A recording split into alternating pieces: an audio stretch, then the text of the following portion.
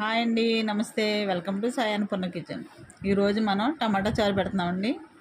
ముందుగా టమాటాలను శుభ్రం చేసి కట్ చేసుకుందాం.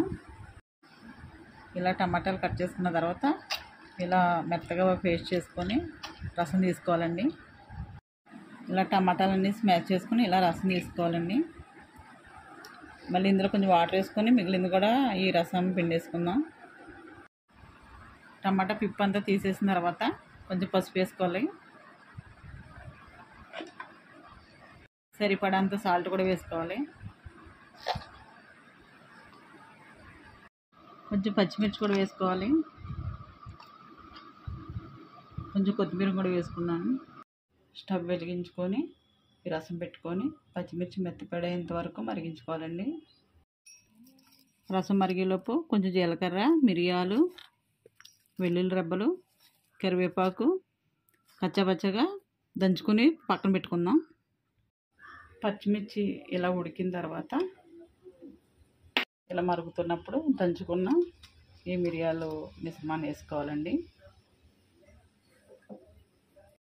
ఇలా బాగా మరగాలండి. మనకు కావాలంటే కొంచెం చింతపండు కూడా వేసుకోవచ్చు. ఆల్రెడీ టమాటాలు పుల్లగా ఉన్నాయి కాబట్టి నేను వేయలేదు. పులుపు తగ్గుంటే కనుక చింతపండు కూడా వేసుకోవచ్చు. ఇలా మరిగిన తర్వాత స్టవ్ ఆఫ్ చేసి తాలింపు పెట్టుకుందామండి. తాలింపు కోసం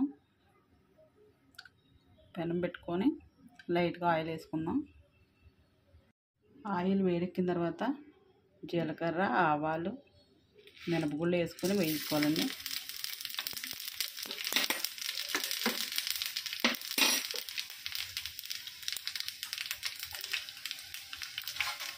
ఎండుమిర్చి కూడా వేసుకొని వేయించుకోవాలి. కొంచెం కరివేపాకు కూడా వేసుకుందాం. ఇలా బాగా వేగిన తర్వాత ఇది రసంలో వేసేసుకోవాలండి.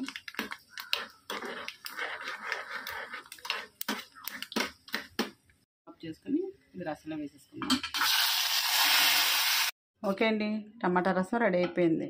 మీకు ఈ వీడియో కనుక నచ్చినట్లయితే లైక్ చేయండి, షేర్ చేయండి, కామెంట్ చేయండి. మా ఛానల్ని సబ్స్క్రైబ్ చేయండి. Thank you.